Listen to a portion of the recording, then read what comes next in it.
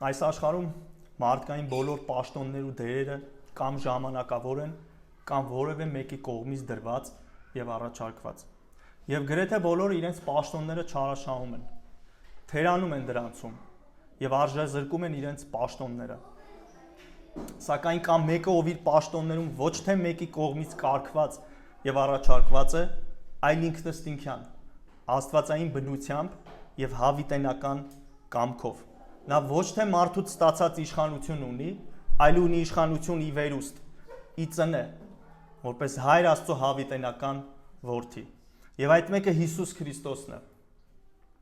Նրա քահանայությունը չունի սկիզբ ու վերջ, նրա թագավորությունը արդարություն է եւ խաղաղություն, իսկ նրա մարգարեությունը կատարյալ է բոլոր դարերի համար։ Ասեք անկեղծ, երբեք վերջին անգամ մտորել Քրիստոսի պաշտոնների մասին։ Եվ եթե մտորել եք, ինչ պաշտոններում եք տեսել կամ տեսնում Քրիստոսին։ Այսօր ցանկանում եմ միասին նայենք այն 3 պաշտոնները, որոնք կատարել եւ կատարում է մեր Տեր ու Փրկիչ Հիսուս Քրիստոսը։ Այսօր քրիստոնյաները խոսում են, բայց չեն հասկանում այս թեմայի մասին։ Նրանցից շատերը չեն էլ գիտակցում այս պաշտոնների կարևորությունը։ Եվ միգուցե Քրիստոսին չեն էլ տեսնում այս պաշտոններում։ Այսպիսով այսօր կտեսնենք, թե ինչպես է Քրիստոս հանդիսանում մարգարե, քահանա եւ թագավոր։ Վստահ եմ գիտեք, որ 5 կտակարանում Իսրայելի ժողովուրդն ուներ 3 գլխավոր պաշտոն՝ մարգարեի պաշտոն, քահանայի պաշտոն եւ թագավորի պաշտոն։ Այս պաշտոնները զբաղեցնող մարդկանց գործառույթները հստակորեն տարբերվում էին։ Օրինակ մարգարեն ժողովրդին հայտում էր Աստծո խոսքը, քահանան զոհաբերություններ էր կատարում եւ Աստծուն աղոթքներ ու գովաբանություններ էր մատուցում ժողովրդի անունից։ Իսկ թագավորը կառավարում էր ժողովրդին որպես Աստծո ներկայացուցիչ։ Այս 3 պաշտոնները, որոնք տեսնում ենք 5 կտակարանում, կանխորոշեցին Քրիստոսի աշխատանքը հենց այս ուղղություններով։ Հետևաբար, շարունակելով քրիստոսաբանության վարդապետությունը, մենք կարող ենք նորից նայել Քրիստոսի աշխատանքին։ Այժմ նկատի ունենալով այս 3 պաշտոնները կամ կատեգորիաները։ Քրիստոսը կատարում է այս 3 պաշտոնները հետևյալ կերպ. որպես մարգարե, նա մեզ հայտում է Աստծուն եւ փոխանցում է նրա խոսքը։ Որպես քահանա, նա Աստծուն զոհ է մատուցում մեր անունից եւ միաժամանակ ինքն է այդ զոհը։ Որպես թագավոր, նա գլխավորում է եկեղեցին եւ կառավարում տիեզերքը։ Այժմ անդրադառնանք այս պաշտոնների ավելի մանրամասն ուսումնասիրությանը։ Եվ առաջին պաշտոնը, որը կատարում է Քրիստոս, դա մարգարեի պաշտոնն է։ Եկեք միասին նայենք այս պաշտոնը։ 5 կտակարանի մարգարեները գործում էին որպես Աստծո խոսափող, նրանից ուղերձ ստանալով եւ հռչակելով այն նրա պատվերների համաձայն։ Մարգարեի պաշտոնը տարբերվում էր թագավորի կամ քահանայի պաշտոնից, որոնք սովորաբար իրենց պաշտոնները ստանում էին ժառանգաբար։ Ոչ ոք երբեք չէր կարող մարգարե լինել միայն այն պատճառով, որ իր հայրը մարգարե էր։ Թագավորները, քահանաները եւ այլ պաշտոնյաներ կարող էին նշանակվել կամ ընտրվել մարդկային միջամտությամբ, սակայն ոչ մի մարդկային անհատ կամ կազմակերպություն չէր կարող մարդուն դարձնել ճշմարիտ մարգարե։ Նոր կտակարանը մարգարեներին ներկայացնում է որպես Աստծո պարգևներից մեկը իր եկեղեցուն, ավետարանիչների եւ հովիվների հետ միասին։ Եկեղեցին կարող է ձեռնադրել եւ կարգել ավետարանիչ կամ հովիվ, բայց ոչ ոք չի կարող մարգարե դառնալ բառի լիարժեք իմաստով, եթե Աստված չընտրի նրան ուղերձ տալ եւ այն փոխանցելու հրամանով։ Այսպիսով 5 կտակարանի մարգարեները Աստծո խոսքն էին հայտում ժողովրդին։ Սա էր նրանց առաջնային դերը։ Առաջին մեծ մարգարեն Մովսեսն էր, որը գրեց Աստվածաշնչի առաջին 5 գրքերը, Հնգամատյանը։ Մովսեսից հետո հայտնվեցին բազմաթիվ այլ մարգարեներ, որոնք խոսում եւ գրի էին առնում Աստծո խոսքերը։ Սակայն Մովսեսը երկրորդ օրինաց 18-րդ գլխի 15-ից 18-րդ համարներում կանխագուշակեց, որ մի օր կգա մի մարգարե իր նման։ Քո միջից, քո եղբայրներից ինձ նման մի մարգարե կհանի քեզ համար Տերը, քո Աստվածը, նրան լսեք, քանի որ դու խնդրեցիր Տիրոջից, քո Աստծուց, եւ Տերն ինձ ասաց. ես նրանց համար կհանեմ իրենց եղբայրների միջից քեզ նման մի մարգարե եւ իմ խոսքերը կդնեմ նրա բերանում, եւ նա կխոսի նրանց հետ այն ամենը, ինչ ես կպատվիրեմ նրան։ Այսպիսով Մովսեսը լինելով առաջին մեծ մարգարեն, մարգարեացել էր ավելի մեծ եւ վերջնական մարգարեի մասին, ով կխոսի Աստծո ժողովրդի հետ, եւ այս խոստումը կատարվել է մեր Տեր Հիսուս Քրիստոսի մեջ։ Սակայն ավետարանները կարդալիս տեսնում ենք, որ Հիսուսը չի դիտվում առաջին հերթին որպես սովորական մարգարե կամ Մովսեսի նման մարգարե, թեև որոշ հիշատակումներ իրոք այդպիսի տպավորություն են ստեղծում։ Նրանք, ովքեր Հիսուսին մարգարե էին անվանում, սովորաբար շատ քիչ բան գիտեին նրա մասին։ Օրինակ, ոմանք նրան ընդունում էին որպես Հովհաննես Մկրտիչ, ուրիշները Եղիա, իսկ մյուսները Երեմիա կամ մարգարեներից մեկը։ Երբ Հիսուսը հարություն տվեց Նայինի այրու որդուն, մարդիկ վախով ասում էին. «Մեծ մարգարե է հարություն առել մեր մեջ»։ Երբ Հիսուսը պատմեց Սամարացի կնոջը ջրորի մոտ նրա անցյալի մասին, նա պատասխանեց. «Տեր, տեսնում եմ, որ դու մարգարե ես»։ Նույնն էր նաև տաճարում բժշկված կույրի արձագանքը։ Սա մարգարե է։ Այսպիսով մարգարե բառը Հիսուսի վերաբերյալ հիմնական կամ հաճախ օգտագործվող բնորոշում չէ։ Այնուամենայնիվ դեռ կենդանի էր Մովսեսի նման մարգարեի հայտնվելու հույսը։ Երբ Հիսուսը կերակրեց բազմությանը 5 հացով եւ 2 ձկով, ոմանք բացականչեցին. «Սա ճշմարիտ այն մարգարեն է, որը պետք է գար աշխարհ»։ Պետրոսը նույնպես իր քարոզում Քրիստոսին անվանում է Մովսեսի նախագուշակած մարգարե։ Այսպիսով Հիսուսն իրապես Մովսեսի նախագուշակած մարգարեն է, սակայն պետք է նշել, որ թղթերում Հիսուսը երբեք մարգարե չի կոչվում։ Սա հատկապես աչքի է զարնում եբրայեցիներին ուղված թղթի սկզբում, քանի որ եթե հեղինակը ցանկանար Հիսուսին որպես մարգարե բնորոշել, դրա համար այնտեղ նրան հիանալի հնարավորություն կար։ Սակայն նա նամակը սկսում է հետևյալ խոսքերով. «Աստված, որ շատ անգամներ եւ շատ կերպերով սկզբից խոսեց մեր հայրերի հետ մարգարեների միջոցով, այս վերջին օրերում մեզ հետ խոսեց իր որդու միջոցով»։ Այնուհետև ավարտելով որդու գերազանցությանը նվիրված առաջի եւ երկրորդ գլուխները, հեղինակը չի կոչում Հիսուսին բոլոր մարգարեներից մեծագույնը, այլ անմիջապես երրորդ համար, երբ որ սկսում է, նայեք ինչպես է գրում. «Ուստի սուրբ եղբայրներ, երկնային կոչման մասնակիցներ,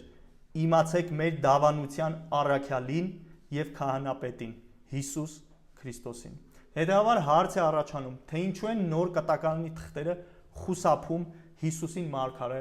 անվանելուց։ Ակնհայտորեն այն պատճառով, որ թեև Հիսուսն իրապես Մովսեսի կանխագուշակած մարգարեն է, նա զգալիորեն գերազանցում է 5 կտակարանի ցանկացած մարգարեի առնվազն 2 առումով։ Առաջին, նա է այն, ում նվիրված էին 5 կտակարանի մարգարեությունները։ Հիշում եք Էմաուս տանող ճանապարհին երկու աշակերտների հետ զրուցելիս Հիսուսը ինչ էր բացատրում նրանց, ինչ էր ցույց տալիս, որ մարգարեները մատնանշում էին իրեն։ Եվ սկսելով Մովսեսից ու բոլոր մարգարեներից բացատրեց նրանց գրքերում իր մասին ասվածը։ Նա այդ աշակերտներին ասաց, որ նրանք դանդաղամիտ են հավատալու այն ամենին, ինչ մարգարեները կանխագուշակել են, եւ ցույց տվեց, որ պետք էր Քրիստոսը չարչարվեր եւ մտներ փառքի մեջ։ Այսպիսով 5 կտակարանի մարգարեները նախագուշակում էին Քրիստոսին իրենց գրվածքներում, իսկ նոր կտակարանի առաքյալները հիշում էին Քրիստոսին եւ մեկնաբանում նրա կյանքը եկեղեցու բարօրության համար։ Երկրորդ, Հիսուսը պարզապես Աստծո պատգամը հաղորդող սուրանդակ չէր, ինչպես մյուս բոլոր մարգարեները, այլ աստվածային հայտնության բուն աղբյուրը։ Փոխանակ բոլոր մյուս 5 կտակարանյան մարգարեներին նման ասելու Տիրոջ խոսքը եկավ ինձ, 5 կտակարանում մարգարեները այդպես էին ասում. Տիրոջ խոսքը եկավ ինձ։ Հիսուսը իր աստվածային ուսմունքը սկսում է զարմանալի խոսքերով. Ես ասում եմ ձեզ։ Տիրոջ խոսքն այցելում էր 5 կտակարանյան մարգարեներին, մինչդեռ Հիսուսը խոսում էր իր անունից, որպես Աստծո հավիտենական խոսք, որ կատարյալ կերպով հայտնում է մեզ Հորը։ Եվ հաշվի առնելով, որ լայն իմաստով մարգարե հասկացությունը նշանակում է մեկը, ով մեզ հայտնում է Աստծուն եւ արտաբերում է նրա խոսքը, Քրիստոսն անկասկած ճշմարիտ մարգարե է։ Ըստ էության նա է այն, ում բոլոր 5 կտակարանյան մարգարեները կանխագուշակում էին իրենց խոսքերով եւ գործերով։ Կարևոր սահմանում։ Քրիստոսը իր մարգարեական պաշտոնում դիտվում է որպես Աստծո կամքի եւ ճշմարտության վերջնական հայտնողը։ Հին կտակարանի մարգարեները Աստծո պատգամաբերներն էին, որոնց հանձնարարված էր նրա խոսքը հասցնել ժողովրդին։ Նրանք հաճախ կոչ էին անում ապաշխարության, առաջնորդություն էին տրամադրում եւ կանխագուշակում ապագա իրադարձությունները։ Հիսուսը որպես վերջնական մարգարե ոչ միայն փոխանցում է Աստծո պատգամը, այլ մարմնավորում է այն։ Նա մարմնացած բանն է, որը կատարյալ եւ լիովին բացահայտում է Աստծուն։ Քրիստոսի մարգարեական պաշտոնի նշանակությունը կայանում է նրա դերում, որպես մարդկության համար վերջնական ուսուցիչ եւ ուղեցույց։ Իր ուսմունքների, առակների եւ գործողությունների միջոցով նա բացահայտում է Հայր Աստծո բնույթը, երկնքի արքայության իրականությունը եւ փրկության ուղին։ Եվ վերջապես Հիսուսի կյանքն ու խոսքերը հիմք են հանդիսանում քրիստոնեական ուսմունքի եւ էթիկայի համար։ Այսպիսով Հիսուս վերջին մարգարեն է եւ իրենով վերջ է դրվել այս պաշտոնին եւ այլևս չկան մարգարեներ։ Այո, թեպետ այսօր շատ խարիզմատական շարժման առաջնորդներ իրենց համարում են մարգարե կամ առաքյալ, բայց դա հակասում է Աստվածաշնչի ուսմունքին։ Եվ ցավն այն է, որ իրենց ժողովուրդն ընդունում է այդ սուտը եւ կեղծ պաշտոնը։ Հիշեք, դուք չեք կարող լինել մարգարե, որովհետեւ չեք համապատասխանում այդ դերին 3 պարզ եւ հասկանալի պատճառով։ Առաջին, մարգարեական եւ առաքելական պաշտոնների վերջնական կատարումը եւ ավարտը տվել է Հիսուս։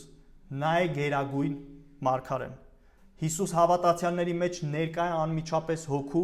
եւ խոսքի միջոցով։ Եվ երրորդ, Հայրը պատվիրել է եւ պահանջում է, որ միայն Հիսուսին լսենք։ Նա է միակ եւ ճշմարիտ մարգարեն, ով 100% ճշգրտությամբ փոխանցում է հոր խոսքը եւ կամքը։ Առաքյալներից լավը չլինեք, եթե Աստված Պետրոսին այլակերպության օրը լռեցրեց, ասելով. «Դա է իմ սիրելի որդին, որին հավանել եմ,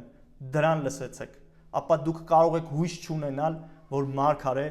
կամ առաքյալ եք։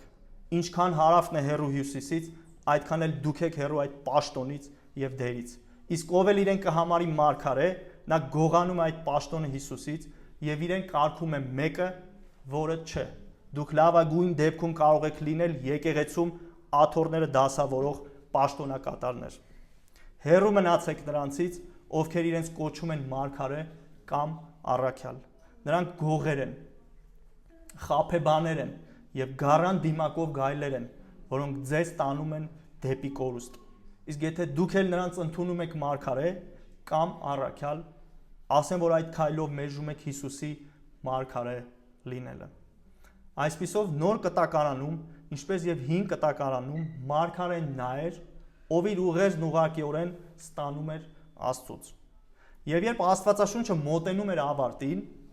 եւ Աստծո գրավոր խոսքի արկայությունը ամբողջությամբ այլևս անհրաժեշտ չէր դարձնում ուղակի հաղորդակցությունը, հնարավոր դարձավ տերմին օգտագործել ընդլայնված իմաստով, նկատի ունենալով նրան, ով իր ուղերձը ստանում է Աստծուց գրավոր խոսքի միջոցով եւ այնուհետեւ փոխանցում է Աստծո ժողովրդին շինության, քաջալերության եւ մխիթարության համար։ Ահա առաջին պաշտոնը, որում Քրիստոս եղել է եւ շարունակում է մնալ հավիտենական մարգարե։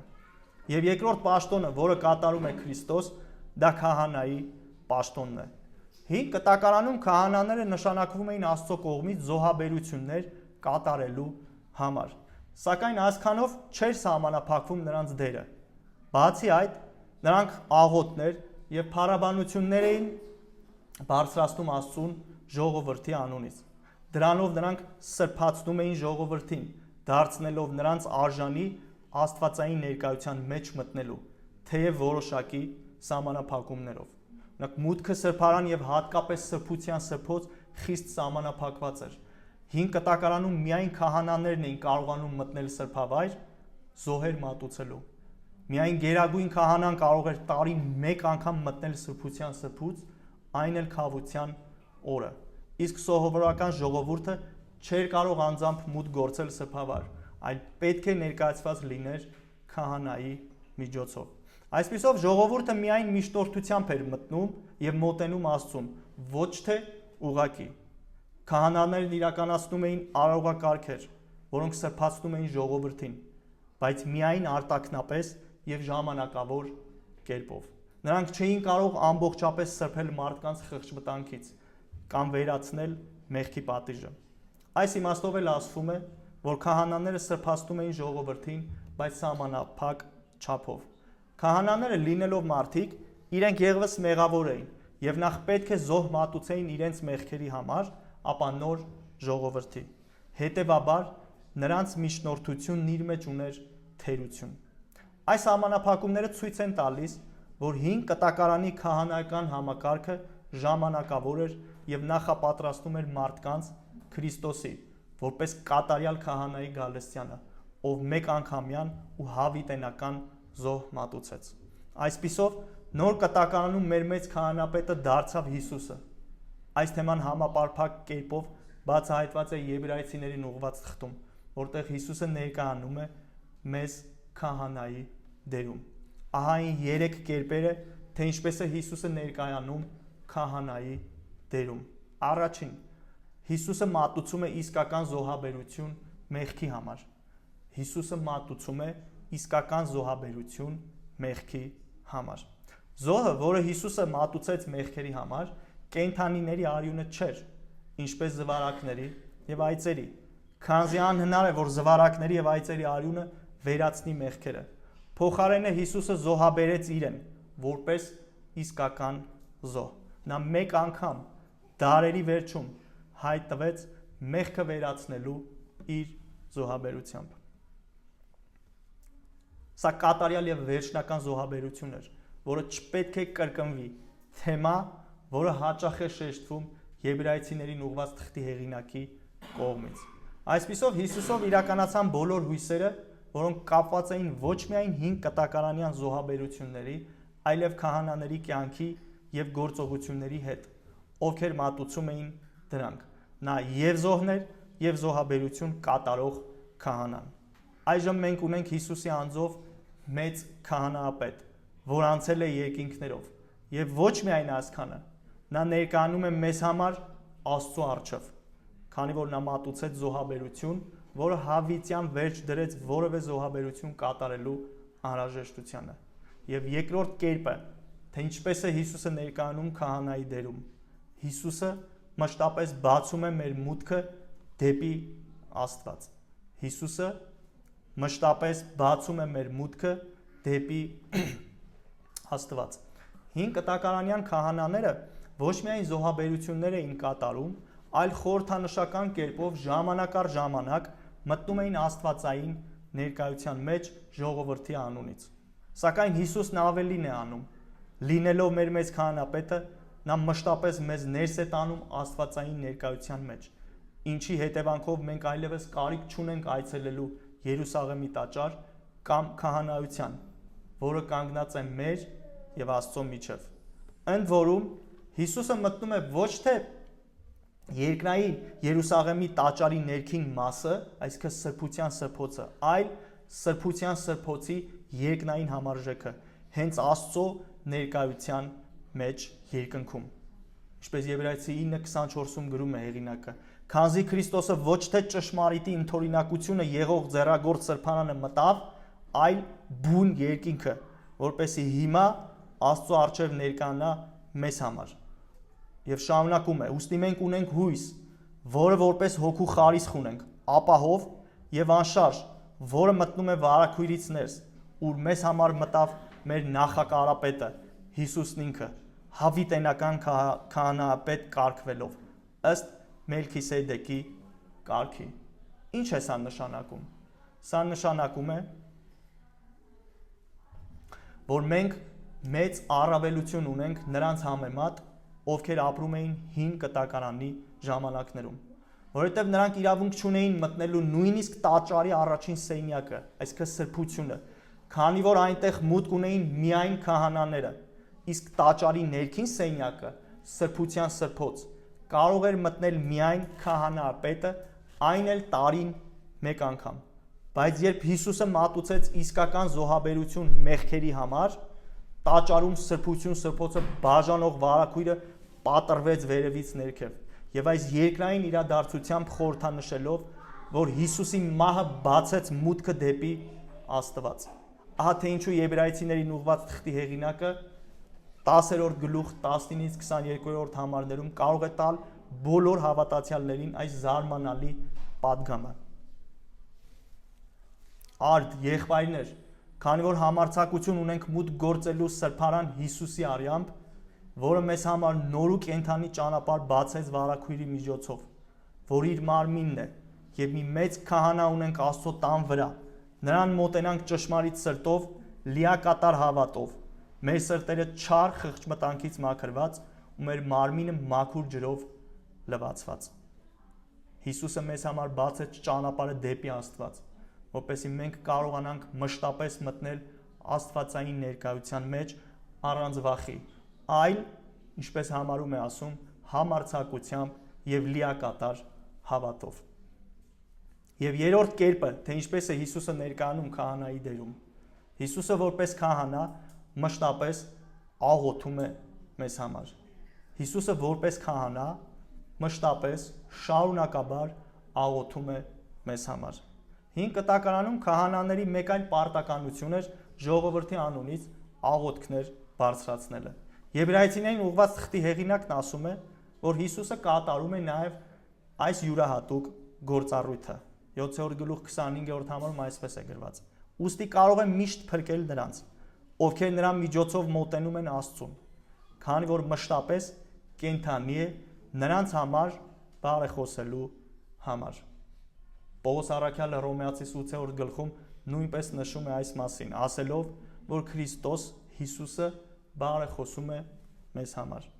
Այո, ոմանք պնդում են, որ քահանական բարեխոսության գործողությունը վկայում է միայն Հիսուսի հոր առջև գտնվելու մասին, որպես մշտական հիշեցում, որ վճարվել է մեր մեղքերի համար։ Այս տեսակետի համաձայն Հիսուսը չի փոխանցում Աստված Հորը մեր կարիքների մասին, այլ բարեխոսում է միայն այն իմաստով, որ գտնվում է Աստծո առջև որպես մեզ ներկայացնող քահանայապետ։ Սակայն թվում է, որ այս տեսակետը հակասում է Հռոմեացիս եւ Եբրայեցիս թղթում օգտագործված լեզվի բնույթին, որտեղ երկու դեպքում էլ բարեխոսել բայը հունարեն «Enthun Chanyo» բառի թարգմանությունն է։ Այս բառը չի նշանակում պարզապես հանդես գալ որպես մեկի ներկայացուցիչ մեկ այլ անձի առջև, այլ ունի միանգամայն որոշակի իմաստ՝ դիմել մեկին խնդրանքով կամ դիմել որևէ մեկին հանուն ուրիշի։ Այսպիսով մենք եզրակացնում ենք, որ եւ Պողոսը եւ Եբրայեցիներին ուղված թղթի հեղինակը խոսում են այն մասին, որ Հիսուսը մշտապես գտնվում է Աստծո առջև, մեր անունից կոնկրետ խնդրանքներ փոխանցելու համար։ Սա այնպիսի դեր է, որը կարող է կատարել միայն Հիսուսը, որպես Աստվածամարդ։ Բայց եթե Հիսուս ունենար միայն մարդկային բնություն, նա անշուշտ չէր կարողանա լինել մեծ քահանապետ իր ժողովրդի համար ամբողջ աշխարհում։ Նա չէր լսի չափազանց հեռու ապրող մարդկանց աղոթները կամ մտքում արտանսանված աղոթները։ Նա չէր լսի բոլոր աղոթները միաժամանակ, քանի որ երկրի յուրաքանչյուր առանձին պահին միլիոնավոր մարդիկ են աղոթում Հիսուսին։ Հետևաբար, որպեսզի լինի կատարյալ քահանապետ, որը բարեխոսում է մեզ համար, նա պետք է լինի ոչ միայն մարդ, այլ Աստված։ Նա պետք է լինի նա, ում աստվածային բնությունը թույլ է տալիս իմանալ ամեն ինչ եւ հաղորդել ամեն ինչի մասին Հայր Աստծուն։ Բայց քանի որ նա դարձել է մարդ եւ շարունակում է մնալ մարդ, նա իրավունք ունի ներկայացնելու մեզ Աստծո առջև եւ նա կարող է արտահայտել իր խնդրանքները կարեկից քահանապետի տեսանկյունից, որը սեփական փորձից գիտի, թե որքան դժվար է մեզ համար։ Հետևաբար Հիսուսը միակն է ամբողջ տիեզերքում եւ հավիտենականության մեջ, ով վիճակի է լինել երկնային քահանայապետ, ճշմարիտ Աստված եւ ճշմարիտ մարդ, հավիտյան բարձրացված աշխարհից վեր։ Ահա Քրիստոսի երկրորդ պաշտոնը, որում Քրիստոս եղել է եւ շարունակում է մնալ, հավիտենական քահանա։ Եվ երրորդ պաշտոնը, որը կատարում է Քրիստոս, դա թագավորի պաշտոնն է։ Նոր կտակարանում Հիսուսը ծնվեց դառնալու հրյաների թագավոր, որը տեսնում ենք Մատթեոս 2-րդ գլուխ 2-րդ համարում։ Սակայն նա մերժում էր մարդկանց բոլոր փորձերը իրեն երկրային թագավոր դարձնելու, որը կունենա ռազմական եւ քաղաքական իշխանություն։ Նա Պիղատոսին ասաց. «Իմ թագավորությունը այս աշխարհից չէ։ Եթե իմ թագավորությունը այս աշխարհից լիներ, իմ սպասավորները կկռվեին, որ ես հրյաներին չմատնվեի, բայց իմ թագավորությունը այստեղից չէ»։ Այնուամենայնիվ Հիսուսն իրոք ուներ թագավորություն, որի մոտենալու մասին խոսում է իր քարոզներից շատերում։ Նա իրոք Աստծո նոր ժողովրդի թագավորն է։ Հիսուսը չհանդիմանեց իր աշակերտներին, ովքեր Երուսաղեմ նրա հանդիսավոր մուտքի ժամանակ աղաղակում էին. «Օրհնյալ է թագավորը, որ գալիս է Տիրոջ անունով»։ Ի տարբերություն նրանց, ովքեր պնդում են, որ Հիսուսը հետաձգում է իր կառավարման լիարժեք դրսևորումը այս ներկա դարաշրջանում մինչև հազարամյա թագավորության գահը, ասեն, որ Հիսուս այժմ լիակատար տիրապետություն է իրականացնում բոլոր բաների վրա։ Աստվածաշունչը հայտարարում է, որ Տերը հաստատել է իր գահը երկնքում եւ նրա թագավորությունը տիրում է ամենքի վրա։ Նոր կտակարանը բազմիցս խոսում է Քրիստոսի մասին որպես եկեղեցու գլուխ։ Քրիստոսի կառավարումը իր եկեղեցու վրա սերտորեն կապված է իր եւ եկեղեցու միջև ձևավորված միության հետ, որը Աստվածաշունչը նկարագրում է որպես մարմին։ Քրիստոսի թագավորությունը հոգևոր թագավորություն է։ Այո, այն չունի դրոշ, համաշխարհային գրասենյակ, գրավիչ լոգո, բայց այն ունի առաջին թագավոր Հիսուս Քրիստոս, ով իշխում է արդարությամբ, ողորմությամբ եւ ճշմարտությամբ։ Այն ունի օրենք, նրա խոսքը, Աստվածաշունչը, որն ուղղորդում է իր ժողովրդին կյանքի ճանապարհին։ Երրորդ, ունի ժողովուրդ, իր հետևորդները, ովքեր նրա իշխանությունը ընդունել են սրտով եւ հավատով։ Չորրորդ, ունի Սուրբ Հոգու ներկայություն, իր թագավորության ուժն ու կյանքը ներկա է յուրաքանչյուր հավատացյալի մեջ։ Ունի առաքելություն, ավետանի քարոզը, որպես բոլոր ազգերը լինեն թագավորության բարի լուրը։ Վեցերորդ, ունի խաղաղություն եւ արդարություն։ Նրա իշխանության հիմնական հատկանիշները՝ խաղաղություն եւ արդարություն։ Եվ 7-րդ, ունի հավիտենականություն։ Այս թագավորությունը չի անցնում, չի փոխվում եւ չունի վերջ։ Այն 7 կարևոր նշանակությունները, որը ունի Քրիստոսի թագավորությունը։ Եկեղեցու եւ տիեզերքի վրա այս իշխանությունն ավելի լիովին կընկալվի մարդկանց կողմից, երբ Հիսուսը վերադառնա երկիր, թագավորելու զորությամբ եւ մեծ փառքով։ Այդ օրը նրանք կճանաչեն որպես թագավորների թագավոր եւ տերերի տեր, եւ նրա առջեւ կծնրադրի ամեն ծունկ։ Ահա Քրիստոսի երրորդ պաշտոնը, որում Քրիստոս եղել է եւ շարունակում է մնալ հավիտյան թագավոր։ Հիմա հարց ձեզ. ինչ եք կարծում մեր դերի մասին այս 3 պաշտոններում։ Արդյոք մենք այս պաշտոնների մեջ ենք կամ արդյոք մենք լինելու ենք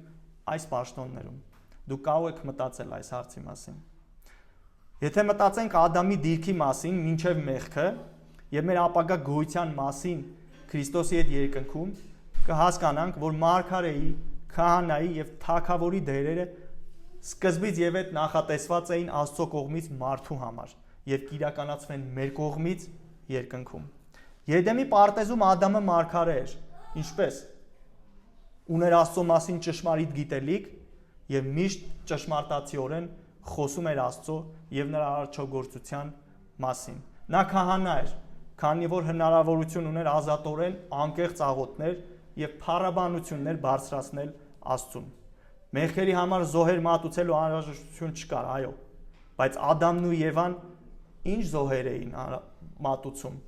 Շնորհակալության զոհեր էին մատուցում Աստծուն եւ դա մեկ այլ տեսակի զոհ էր։ Բացի այդ, Ադամն ու Եվան թագավորներ էին կամ թագավոր եւ թագուհի, այն իմաստով, որ տիրում էին ողջ արարչագործությանը եւ իշխում էին դրա վրա։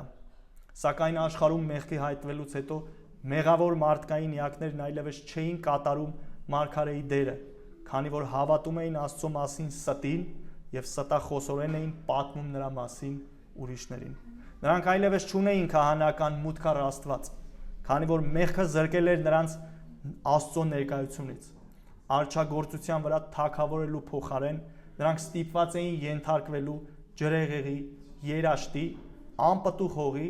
եւ երկրային դաժան ու տարատեսակ փորձություններին։ Մարդու մեծությունը, ինչպիսին նրան ստեղծել էր Աստված, որպես ճշմարիտ մարգարե, քահանա եւ թագավոր, կորսվեց մեղքի պատճառով։ Այս երեք դերերը մասամբ վերածնվեցին, երբ Իսրայելի թագավորությունում հաստատվեցին մարգարեի, քահանայի եւ թագավորի պաշտոնները։ Ժամանակ առ ժամանակ այս պաշտոնները զբաղեցնում էին բարեպաշտ մարդիկ, բայց կային նաեւ կեղծ մարգարեներ, անազնիվ քահանաներ եւ ամբարիշտ թագավորներ, քանի որ մաքրությունն ու սրբությունը, որոնք ըստ Աստծո ծրագրի պետք է հատուկ լինեին այս պաշտոնները զբաղեցնող մարդուն, երբեք լիովին չէին կարողանում դրսևորել։ Բայց երբ եկավ Քրիստոսը, մենք առաջին անգամ տեսանք այս երեք պաշտոնների մարմնավորումը, քանի որ նա կատարյալ մարգարե է, ով ամենաճշգրիտ կերպով հայտնում է մեզ Աստծո խոսքը, կատարյալ քահանայապետ, ով մատուցեց մեղքերի համար ամենամեծ զոհը եւ բերեց իր ժողովրդին առ Աստված, եւ տիեզերքի իսկական օրինական թագավոր, ով հավիտյան թագավորի նոր երկնքի եւ նոր երկրի վրա իր արդարության գավազանով։ Եվ որքան էլ զարմանալի է, բայց մենք քրիստոնյաներս արդեն հիմա սկսում ենք նմանվել Քրիստոսին այս պաշտոններից յուրաքանչյուրում, թեև նրան ենթակա մնալով։ Մենք կատարում ենք մարգարեական դերը, ինչպես, երբ քարոզում ենք աշխարհին ավետարանը եւ մարդկանց ենք հասցնում Աստծո փրկարար խոսքը։ Հիշեք, երբ էլ որ մենք հավատացյալներին եւ անհավատներին ասում ենք ճշմարտություն Աստծո մասին, մենք կատարում ենք մարգարեական գործառույթ, եթե օգտագործենք մարգարեական բառն ամենալայն իմաստով։ Բացի այդ մենք քահանաներ ենք, որովհետեւ Պետրոսը մեզ անվանեց թագավորական քահանայություն։ Առաջի Պետրոս 2:9 համարում։ Նա կոչ է անում մեզ կառուցել մեզանից հոգևոր տաճար եւ լինել սուրբ քահանայություն, հոգևոր զոհեր մատուցելու համար, որոնք հաճելի են Աստծուն Հիսուս Քրիստոսի միջոցով։ Եբրայեցիներին թղթի հեղինակը նույնպես դիտում է մեզ որպես քահանաներ, որոնք իրավունք ունեն մտնելու սրբության սրբոց։ Նայեք, թե ինչ է գրում։ Անդադար Աստծուն օրնաբանության զոհ մատուցելու, այսինքն նրա անունը փառաբանող շրթունքների պտուղը։ Նա նաև ասում է, որ մեր բարի գործերը զոհեր են, որոնք ուրախացնում են Աստծուն։ 13:16 համար։ Մի մոռացեք նաև բարեգործությունն ու հաղորդակցությունը, քանի որ այդպիսի զոհերը հաճելի են Աստծուն։ Մեր քահանական դերնի նկատի ունի նաև Պողոս առաքյալը, երբ գրում է. Ուրեմն աղաչում եմ ձեզ, եղբայրներ, Աստծո ողորմությամբ, ներկայացրեք ձեր մարմինները որպես կենդանի, սուրբ, Աստծուն հաճելի զոհ, որը ձեր բանական պաշտամունքն է։ Հիշեք, երբ Քրիստոսը վերադառնա եւ թագավորի նոր երկնքում եւ նոր երկրում, մենք կրկին կդառնանք ճշմարիտ մարգարեներ, որովհետեւ մեր գիտելիքը կատարյալ կդառնա եւ մենք կճանաչենք ինչպես որ ճանաչված ենք։ Մենք կխոսենք միայն ճշմարտությունը Աստծո եւ նրա աշխարհի մասին եւ մեր մեջ կիրականանա մարգարեական նախասահմանությունը, որը Աստված սկզբից կապել էր ում հետ, Ադամի հետ։ Մենք հավիտյան կմնանք քահանաներ, քանի որ հավիտյան կծառայենք եւ աղոթք կմատուցենք Աստծուն, դիտելով նրա դեմքը եւ բնակվելով նրա ներկայության մեջ։ Եվ մենք անդադար կմատուցենք մեզ եւ այն ամենը, ինչ անում ենք կամ ունենք, որպես զոհ մեր բարեգութ թագավորին։ Բայց ի հավելում են դրան մենք կբաժանենք Աստծո հետ նաեւ իշխանությունը տիեզերքի վրա, քանի որ նրա հետ մենք կթագավորենք հավիտենից հավիտյան։ Հիսուսն ասում է Հայտություն 22:5 Հաղթողին կտամ նստել ինձ հետ իմ գահին, ինչպես եւ ես հաղթեցի եւ նստեցի իմ հոր հետ նրա գահին։ Իսկ Պողոս առաքյալը Կորինթացիներին ասում է. Միթե չգիտեք, որ սրբերը պիտի դատեն աշխարհը։ Միթե չգիտեք, որ մենք հրեշտակներին պիտի դատենք։ Այսպիսով մենք հավիտյանք իրականացնենք ենթակա մարգարեների, քահանաների եւ թագավորների դերը, բայց ենթակա Տեր Հիսուսին, գերագույն մարգարեին, քահանային եւ թագավորին։ Հարց. Արդյոք Հիսուսը քո մարգարեն, քահանան եւ թագավորն է։ Եթե այո, արդյոք քո աշխարհայացքը ապացուցում է դա։ Ինչ է նշանակում քեզ համար Հիսուսի մարգարեական դերը։ Արդյոք նա ճշմարտության եւ առաջնորդության միակ հեղինակավոր աղբյուրն է։ Եթե Քրիստոս մարգարե է, ապա մենք, որպես նրա հետևորդներ, պարտավոր ենք լրջությամբ ընդունել նրա խոսքերը։ Շատեր այսօր փնտրում են ճշմարտություն տարբեր տեղերից, ինտերնետից, մտավորականներից, փիլիսոփաներից, խարիզմատական շարժման հետևորդների տարօրինակ փորձերից եւ այլն։ Բայց Քրիստոսն է ճշմարտության բացարձակ աղբյուրը։ Հետևաբար մենք պետք է ապրենք միայն նրա ուսմունքների համաձայն։ Արդյոք քեզ համար այս դերը ընդգծում է Աստվածաշնչի կարևորությունը, քանի որ այն պարունակում է Հիսուսի ուսմունքների գրառումը եւ Աստծո կամքի բացարձակ հայտնությունը։ Դու գիտես, որ Հիսուս այս դերում կատարում եւ գերազանցել է 5 կտակարանյան ավանդույթը, մարդկությանը տալով Աստծո կամքի ամբողջական եւ վերջնական հայտնությունը։ Սիրելի եղբայրս եւ քույրս, եթե այսօր դեռ Հիսուս քեզ համար մարգարե, քահանա եւ թագավոր չէ, ապա դու կարող ես նրան ընդունել որպես միակ ճշմարիտ մարգարե, քահանա եւ թագավոր, ով 100% ճշգրտությամբ հայտնել է Հորը, Հոր կամքը եւ կատարել փրկagorցության ծրագիրը։ Եվ միայն նա կարող է քո մեղքերը ներել, մաքրել եւ շնորհել հավիտենական փրկություն եւ քո կյանքում թագավորել միակ անթերի թագավոր, ում թագավորությունը ժամանակավոր չէ, այլ հավիտենական թագավորություն։ Քրիստոսը այսօր էլ է խոսում։ Լսում ես նրան։ Նրա քաղցր ձայնը։ Հնազանդվում ես։ Արդյոք այսօր նրա ձայնը քո կյանքի առաջնորդն է։ Այսօր ամբողջ օրը մտածեք այս հարցի մասին։ Արդյոք այսօր նրա ձայնը քո կյանքի առաջնորդն է։ Եվ վերջում ուզում եմ ասել, որ ով մարդ, ով էլ որ լինես, ինչ կարգավիճակում հիշիր, որպես մարգարե, Հիսուս չի եկել միայն տեղեկություն տալու, կարծիք հայտնելու, այլ կյանք փոխելու։ Այս 3 պաշտոնները՝ մարգարե, քահանա, թագավոր, ոչ թե անցողիկ, այլ հավիտենական պաշտոններ են, ոչ թե արժեզրկված,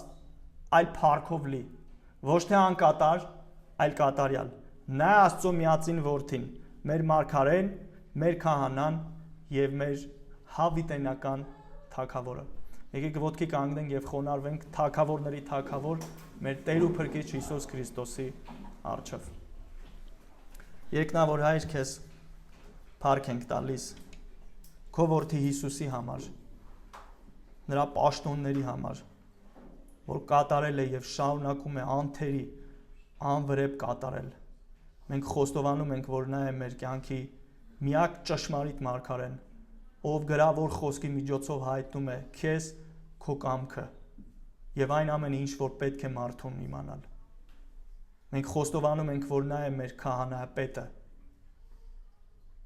որ նա մտավ երկնային սրբության սփոց եւ իր մարմնով պատռեց վարակույրը, եւ մենք այժմ մուտք ունենք դեպի քեզ, եւ նա է մեր կյանքի թագավորը, մենք խոստովանում ենք։ Աղոթում եմ քույրերիս, եղբայրներիս համար, ովքեր որ այստեղ են, շարունակիր այս ճշմարտությունները մեզ հիշեցնել եւ թող այս ճշմարտությունները հիշելով մեր կյանքի յուրաքանչյուր ոլորտի վրա ազդի։ Աղոթում ենք մեր բացակա քույրերի, եղբայրների համար, ովքեր որ այսօր չկարողացան գալ։ Ամեն մեկին իրենց գտնված վայրում դու օրհնիր։ Այս ամենը խնդրում ենք մեր Տեր ու Փրկիչ Հիսուս Քրիստոսի անունով, որ փառավորվի Հայրը, Որդին եւ Սուրբ Հոգին։ Ամեն։